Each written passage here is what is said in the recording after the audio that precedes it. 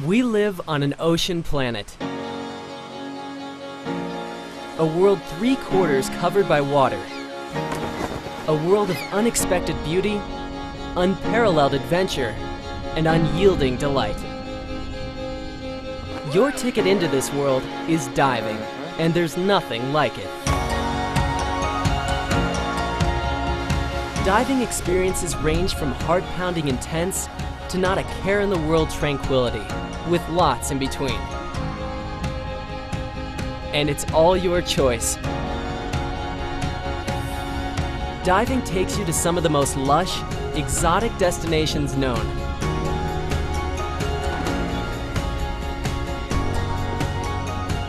But you can go underwater practically in your own backyard.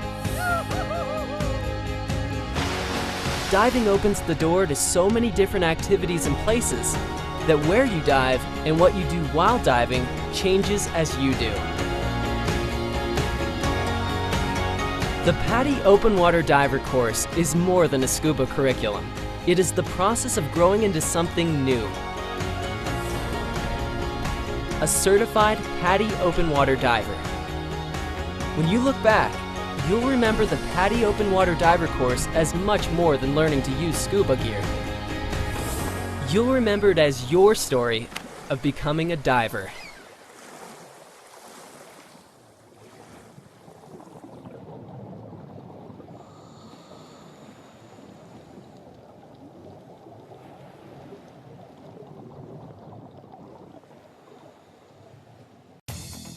Welcome to the PADI Open Water Diver course.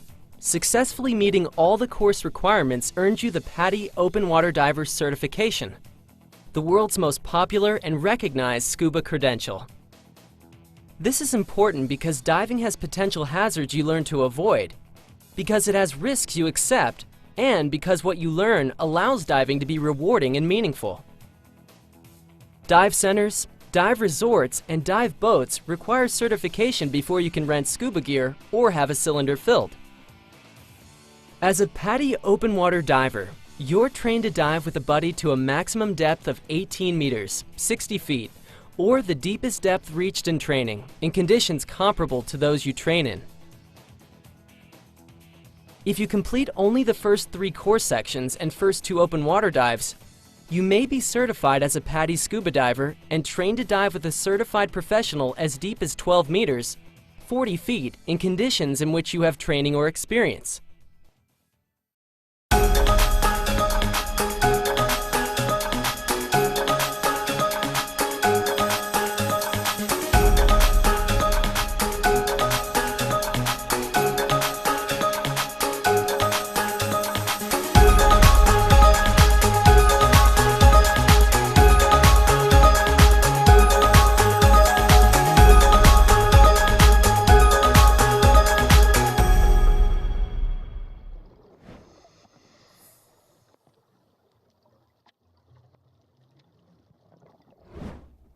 It's exciting being a diver because underwater you experience new sensations. You feel pressure, swim almost weightlessly, and see and hear things differently. These result from the different physical properties that water and air have and relate directly to your safety and enjoyment as a diver. Right now, you're surrounded by pressure. It's the weight of the atmosphere of air. We call this 1 bar or atmosphere. When you go underwater, the water adds to this pressure. 10 meters, 33 feet of water adds the same pressure as the 1 atmosphere of air. So, the pressure increases 1 bar or atmosphere for every 10 meters or 33 feet you descend. Increasing pressure doesn't affect water, but it compresses a gas like air. So as you go deeper, pressure reduces an air volume and increases its density by pushing the molecules closer together. This pressure-volume density relationship is important because it affects air spaces including your ears, sinuses, lungs, and mask. It also affects controlling your buoyancy and how long your air lasts. As shown here, there's a relationship between the pressure and a gas's volume and density. At 10 meters or 33 feet, the pressure is twice the surface pressure. so half the air volume remains and the density doubles. The same relationship applies when you ascend. As the divers ascend, the gas re-expands so it's full of air at the surface. But what would happen if the divers inflated a balloon and sealed it at depth, then ascended? The air would expand and burst the balloon. To prevent this, the divers must keep the balloon unsealed and release some expanding air as they ascend. This is a very important concept we'll return to shortly.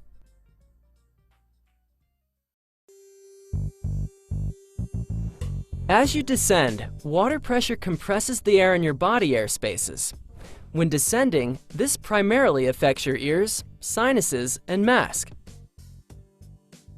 A squeeze is discomfort caused by the imbalance between the water pressure and the airspace. A squeeze can injure you if you continue to descend. But you can prevent a squeeze by adding air to air spaces to balance the pressure. This is called equalization. Equalize your ears and sinuses by blowing gently against your blocked nostrils, or by swallowing and wiggling your jaw. Blow through your nose into your mask to equalize your mask. Equalize frequently as you descend before you feel discomfort. You shouldn't ever feel pain. If you can't equalize, stop your descent. Signal your buddies or the instructor. They can't tell that you're having difficulty unless you do. Ascend slightly and try again. If you still can't equalize, discontinue the dive and try another day. Continuing to descend with unequalized air spaces can lead to serious injuries. A cold or allergy that causes congestion can make equalizing difficult or impossible, so don't dive until you're well. Equalize gently. Never attempt a forceful and/or extended equalization. A forceful extended equalization can cause serious, permanent ear injuries. Earplugs create an airspace that you can't equalize, so don't use them while scuba diving. Increasing pressure may affect other body airspaces. It's rare, but an airspace can form under a tooth filling and cause discomfort. There's no way to equalize this, but your dentist can correct it. A dry suit holds an air layer around your body that compresses. You learn to add air to equalize it when you take the PADI Dry Suit Diver course. Air expands as you ascend, and normally exits your internal ear spaces, mask, and sinuses without doing anything. But expanding air can be a serious issue related to your lungs. Using scuba, your lungs are at normal volume at depth. If you were to hold your breath and ascend, expanding air would overexpand and rupture your lungs, much like it bursts a balloon filled and sealed at depth. For this reason, the most important rule in scuba diving is to breathe continuously and never, ever hold your breath. Even small depth changes can cause lung overexpansion injuries. If you hold your breath, lung overexpansion can cause severe injuries, including paralysis and death. Medical treatment requires a pressurized recompression chamber, but diving commonly takes place several hours from such chambers. But while lung overexpansion injuries are very serious, they are also very easy to avoid. Breathe continuously and never hold your breath while scuba diving. This way, during ascent, expanding air escapes without issue. If you don't have your regulator in your mouth, exhale a slow, steady bubble stream so you don't hold your breath. Also, never dive with lung congestion, which has some risk of trapping air in your lungs and causing overexpansion injuries. It is rare, but some body air spaces may have a reverse block. This means expanding air can escape. Diving with a cold or allergy can cause a reverse block, but again, you shouldn't dive with a cold. Gas forming in your digestive system can cause some discomfort if it doesn't pass. And an airspace under a dental filling may, again very rarely, cause one. If you experience a reverse block, stop your ascent. Descend a meter or a few feet or so, and give the trapped air time to work itself out. Then continue your ascent more slowly. As you've learned, as you go deeper and the pressure increases, the more a gas volume decreases. This means that the deeper you are, the more air each breath uses from your cylinder. So the deeper you are, the faster you use your air. Because the air is denser with depth, it takes more effort to breathe. Take slow, deep breaths while scuba diving. Pace yourself and avoid getting winded or out of breath. If you have a problem, stop and maintain or restore slow, deep breathing. As a scuba diver, 1. Breathe continuously and never ever hold your breath. 2. Breathe slowly and deeply. 3. Don't allow yourself to get winded or out of breath. And 4. If faced with a problem, stop and maintain and/or restore slow, deep breathing. When you put something in water, buoyancy pushes the object upward. The upward force is equal to the weight of the displaced water. Whether something floats, sinks, or does neither depends upon whether it weighs less than, more than, or the same as the water it displaces. As a diver, you primarily use your weight system in BCD, Buoyancy Control Device, to control your buoyancy. As you descend, you tend to lose buoyancy. You add air to adjust for the change. When you come up, you become more buoyant, so you vent air to adjust. You'll discover that even breathing changes your buoyancy. It increases slightly when you inhale and decreases slightly when you exhale. By mastering buoyancy control, you enable yourself to control your descent and ascent rates, to stop at any depth, to save energy, to stay off the bottom, or to float comfortably on the surface. Recreational divers do not dive alone. You always dive with a buddy or buddies. Together, you plan your dives, help each other gear up, safety check each other, provide dive time reminders, assist with problems, and assist with the dive objective. The buddy system is important for practicality because you assist each other, and for safety because you can help each other prevent and handle problems. It's also important because diving is a social activity. You'll find diving is more rewarding and fun simply because you get to share your underwater adventures and experiences with others.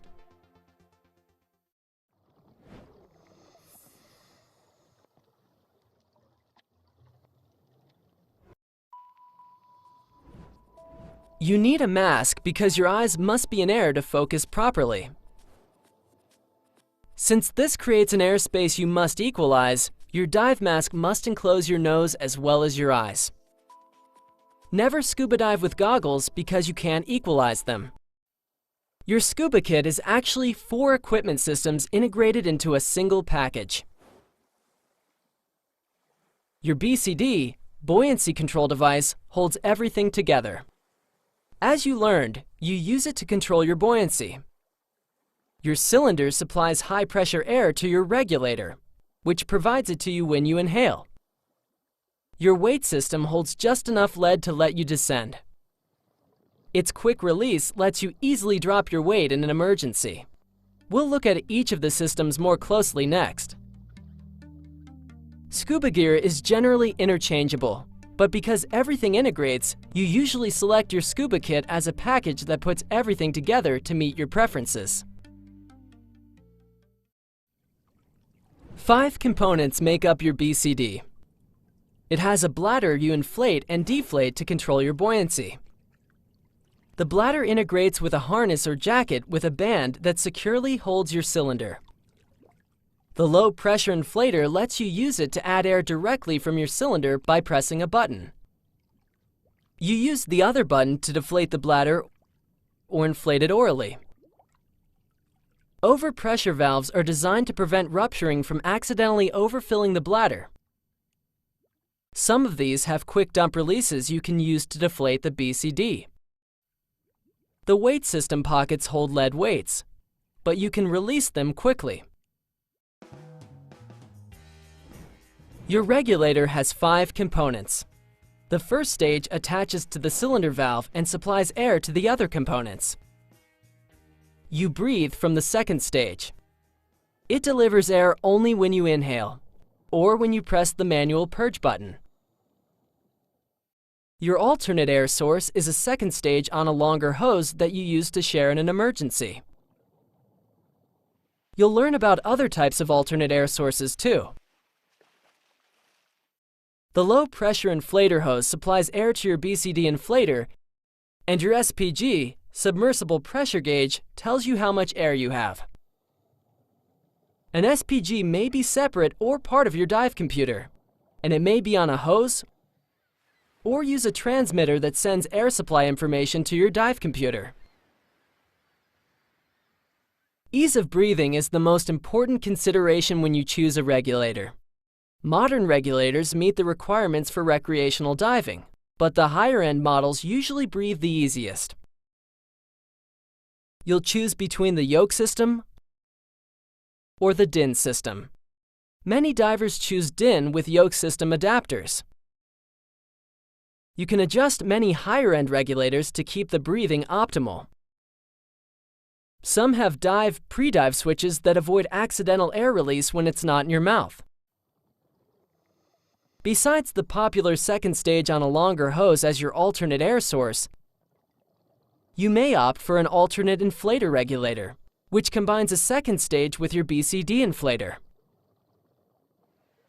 Some divers carry independent pony bottles, which would allow them to handle an air supply problem without buddy assistance. Preparing your regulator requires attaching these components to the appropriate ports, which you should leave to a scuba professional. Regulators are robust and reliable, but have a couple of maintenance considerations. When rinsing, keep the first stage dust cap in place or leave it attached to a cylinder so water doesn't enter the air inlet.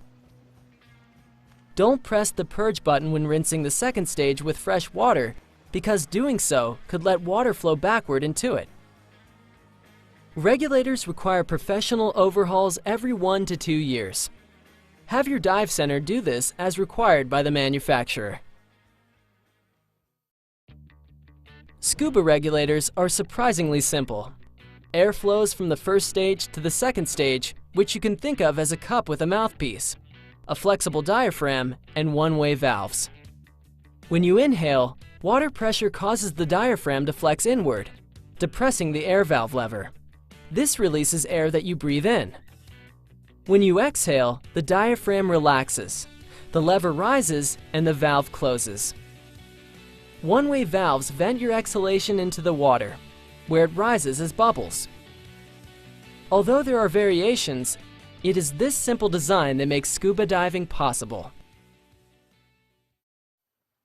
Your scuba cylinder, sometimes called a tank, holds high-pressure breathing air. Made of steel or aluminum alloy, it has a chrome-plated valve that turns open and closed to enable or disable airflow to the regulator. You can choose from different sizes, and you match your regulator with respect to a yoke valve or DIN valve. Some DIN valves accept an insert so they can take yoke regulators too.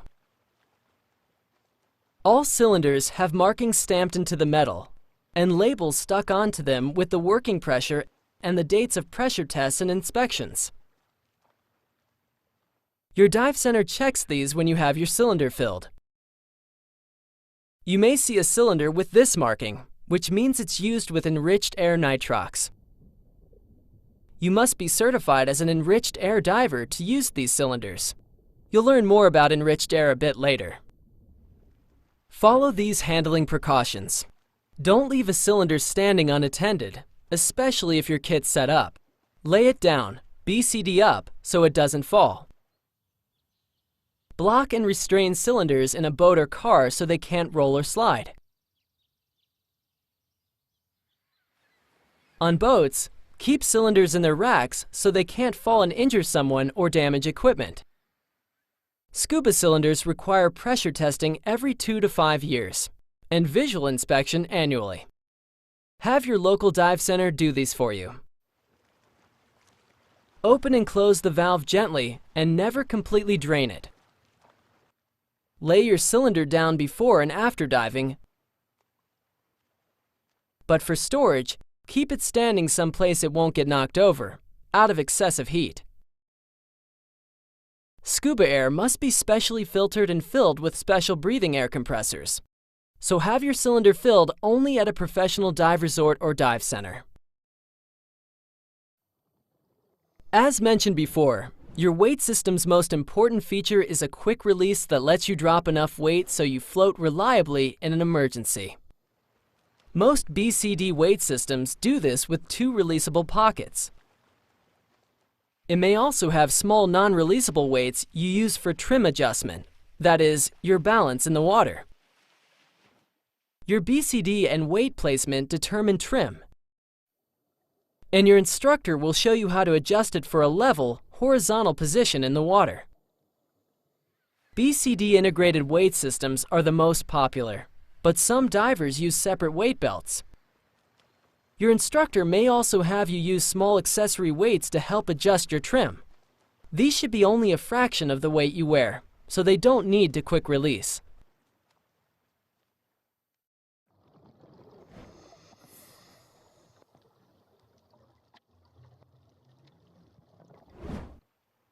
Let's go over the skills you'll be learning as a diver.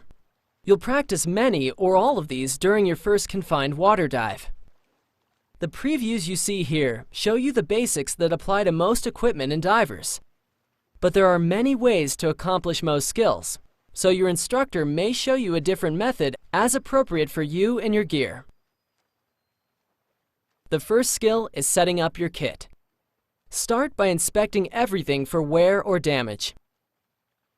If you have a new BCD, wet it or at least the cylinder band. This helps it stay adjusted. Slide the BCD onto the cylinder with the valve opening facing the BCD to about this height. You can adjust it later to suit your preference. Tighten and then lock the cylinder band. These vary, so get your instructor to help if necessary. Lift everything by the BCD and make sure the cylinder doesn't slip or move. If it does, tighten the band. Remove the first stage dust cap and the cylinder valve cap, if it has one. Make sure there's an O-ring and that it's not damaged.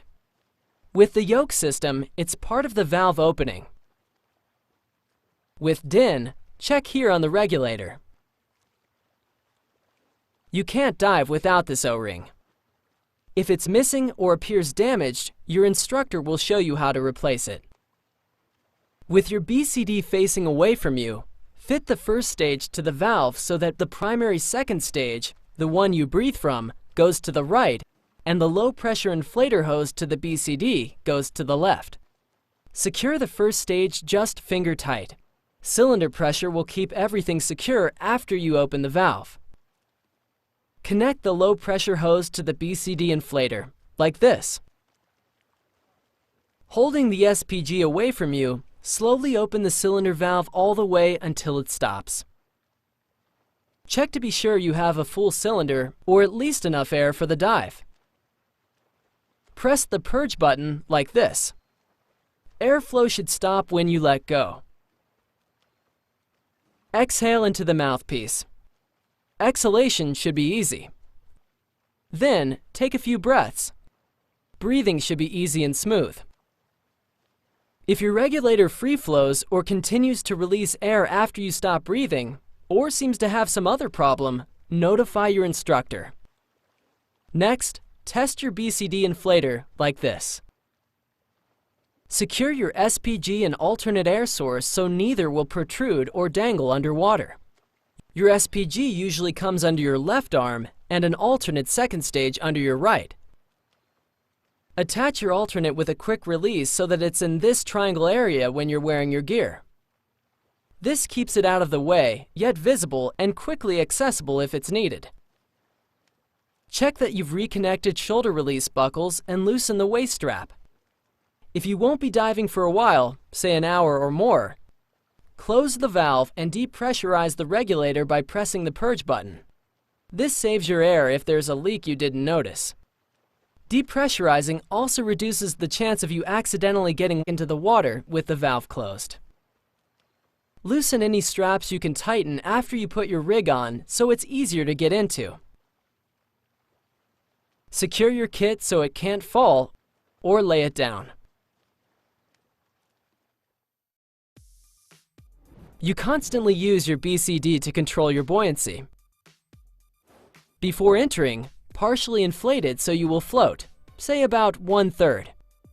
Inflate using short bursts, like this. You can also inflate it orally, which you'll practice. To deflate your BCD in the water, breathe from your regulator and raise and depress the exhaust button like this. Air will vent from the BCD and you'll descend. During the course, you practice using your BCD until you can stay neutrally buoyant, like being weightless, whenever you want. Release and add air in small amounts so you avoid accidental rapid descents and ascents.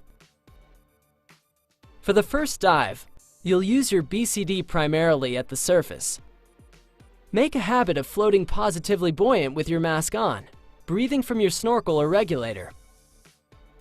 Inflate your BCD before entering the water, and inflate it first thing when you come up from a dive. If you have a problem at the surface, immediately make yourself buoyant. Inflate your BCD. Later, you'll also learn to drop your weight so you're buoyant. When everything's set, your instructor will have you go underwater using scuba. Your first breaths underwater are exhilarating. Breathing underwater is one of the unique experiences that makes diving special. Enjoy the moment. Breathe slowly, deeply, and don't hold your breath. Chances are, you'll never forget your first breath underwater.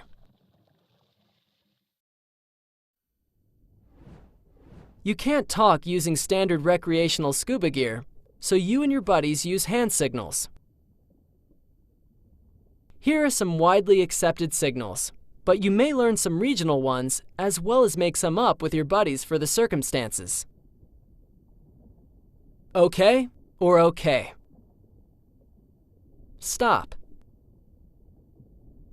Go up or end the dive. Something's wrong. Which way? Boat.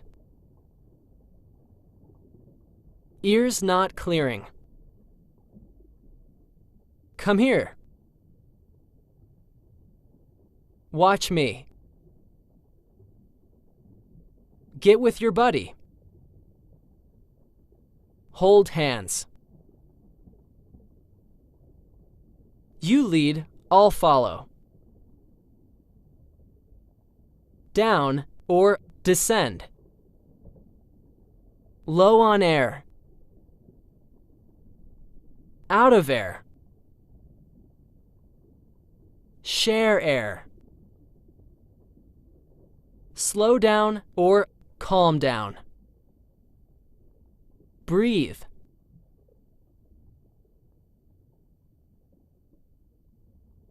How much air do you have? Danger or hazard. Turn the dive or head back.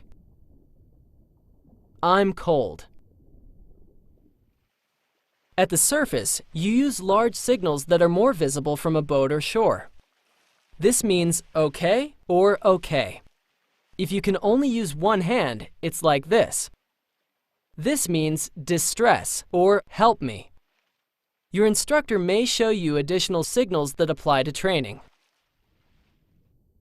You find that you understand signals in context with what's happening. See if you can figure out what these divers are saying.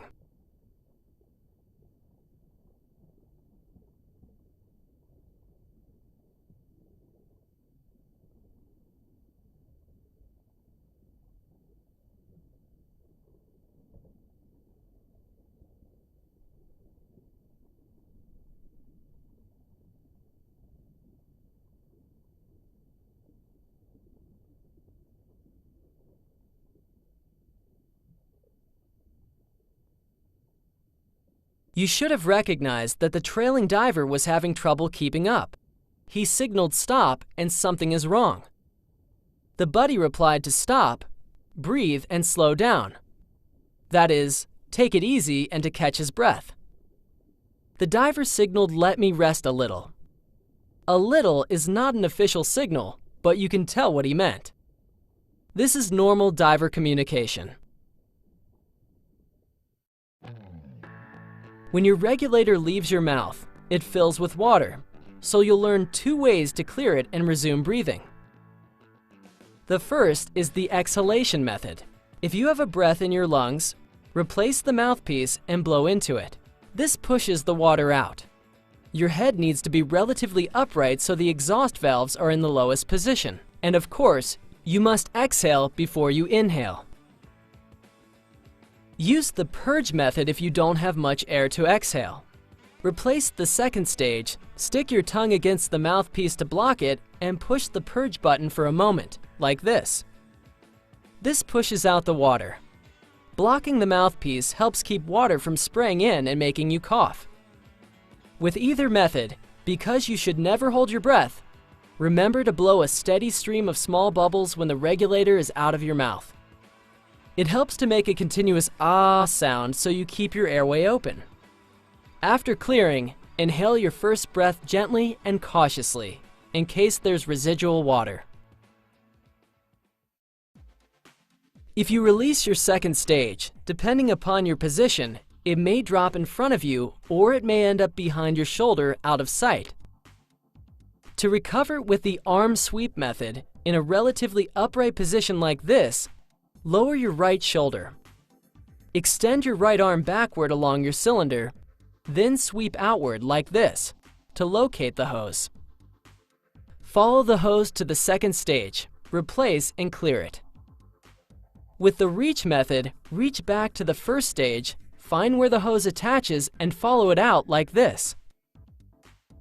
It sometimes helps to lift the cylinder up and to the right with your left hand. With either method, blow bubbles when the regulator is not in your mouth. When swimming, a dropped regulator usually hangs in front of you where it's easy to find. But if you ever have difficulty relocating your second stage, don't waste time trying to find it. Just switch to your alternate air source and then get your buddy to help. It's normal for some water to trickle into your mask, but it's easy to get rid of it. Hold the top of your mask, then while exhaling slowly and steadily through your nose, look upward. Your breath forces the water out the bottom edge of your mask. Start exhaling before you look up so you don't get a little water in your nose. Some masks have a purge valve for clearing. If yours does, hold the mask firmly against your face and look down while exhaling. The water goes out the valve. By the way, if you normally wear contact lenses but can see well enough without them, you may want to have them out during your training dives. But if you need them, tell your instructor and keep your eyes closed so you don't lose them when learning to clear your mask. Use your SPG to manage your air supply at all times. With good air monitoring and management habits, you avoid running out of air, so they're obviously important habits to develop. With a full cylinder, your SPG reads close to the cylinder working pressure. Pay attention to how fast you use your air. You'll notice you use it faster as you exert more and when you dive deeper. With experience, you get a feel for how much air you use. Also with experience, you'll use less air as you relax, control your buoyancy better, and move more efficiently. Note the caution zone, which indicates when you have 50 bar or 500 psi left. If your SPG is part of your computer, the display may blink or have some other alert. This is your reserve pressure. You plan and execute dives so you have at least this remaining after you're out of the water. During training, alert your instructor when you're getting close to 50 bar or 500 psi. Your instructor may ask for alerts at other pressures. During the course, you'll learn to turn the dive. That is, head back to the boat or shore based on your remaining air supply.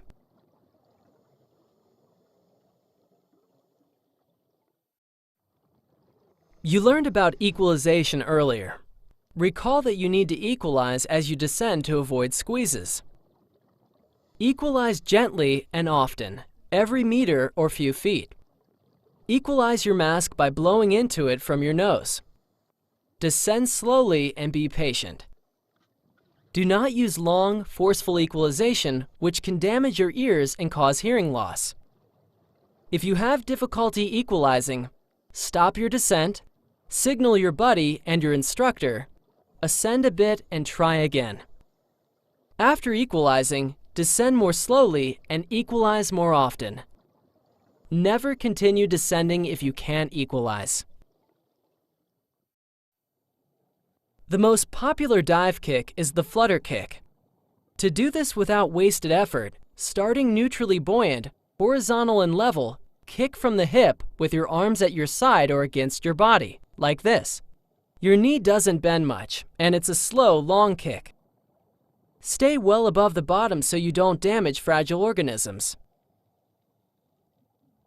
You may learn other kicks depending upon your preferences or to meet specific needs. This is the frog kick. Many experienced divers use it most of the time instead of the flutter kick. With proper air management, an air supply emergency should be highly unlikely. But as a diver, you'll know how to manage the problem should it occur.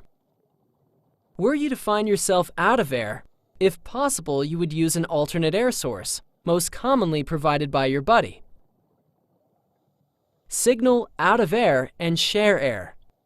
Your buddy responds by providing her alternate second stage, though you can secure it yourself if she doesn't. If your buddy uses an alternate inflator regulator, she switches to it and provides you the primary from her mouth. Either way, secure the alternate, clear it, and begin breathing. Grip each other's right forearms like this. This keeps you together and leaves your left hand free to deflate your BCD and control your buoyancy as you ascend. Take just a moment to get settled if you need to, then ascend at a safe rate to the surface. You'll learn to ascend at a safe rate with your buddy. Signal up to your buddy. Start your ascend by swimming upward. You should not need to put air in your BCD. As you come up, look up, reach up, and come up slowly, like this, staying with your buddy and checking overhead regularly. Breathe normally and don't hold your breath. Ascend slowly. Your computer may warn you if you go too fast. Remember what you learned about expanding air? As you come up, the air in your BCD expands, so you have to vent some to keep from becoming too buoyant. Release small, regular bursts like this. During your first confined water dive, your instructor may do this for you. When you reach the surface, keep breathing from your regulator while you inflate your BCD. Once you're floating comfortably, you can switch to your snorkel. Again, make a habit of keeping your mask on and either your snorkel or regulator in your mouth while at the surface. If you need to float in an emergency, one option is to drop your weights, especially if you don't have air in your cylinder or have a BCD problem. Never hesitate to drop your weights at the surface. Remember, you don't have to drop all your weight, just enough to float. Dropping your weight underwater risks an uncontrolled rapid ascent, so you only do it if you're unsure you could reach the surface any other way. When you practice with your instructor, first make sure no one's below you. Breathe from your regulator and simulate a BCD problem by deflating it. You may have to kick to stay up. Then, quick release your weight, pull it well clear, and drop it. You'll float right up. After surfacing in an out-of-air emergency, or if you disconnected a runaway inflator, your BCD low-pressure inflator won't work, so you use oral inflation. At the surface, hold the BCD inflator-deflator with your left hand. Inflate by blowing into it while depressing the same button you usually use to deflate. Remove your mouthpiece, kick upward taking a breath, and blow about half to 2/3 of it into your BCD as you settle back into the water, like this. Repeat this until you're positively buoyant. Be sure to release the deflator button when you're not blowing in. Otherwise, the BCD will deflate, of course. How you exit the water depends upon the environment and your physical needs. You'll probably learn and practice several techniques. The following guidelines apply to most exits. 1. Establish positive buoyancy before switching to your snorkel. 2. Remove your fins before exiting, if appropriate for the technique. This helps you avoid walking with fins on. 3. Keep your mask on and breathe from your snorkel or regulator until you're on the boat or in calm water shallow enough in which to stand. After exiting, if you didn't take your fins off before exiting, sit as soon as you can or take them off with a buddy. It's usually easiest to get out of your gear seated, though buddies sometimes help each other while standing. Remember to use proper lift techniques, and on a boat, secure your equipment so it can't fall. When you're ready to take your gear apart, start by closing the cylinder valve. Depressurize the regulator by pressing the purge. Then disconnect the low pressure hose from the BCD inflator. Remove the first stage. Dry the dust cap and replace it.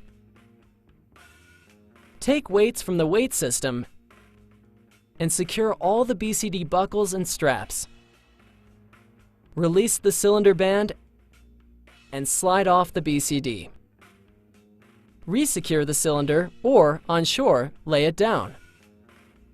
Rinse everything like you've already learned.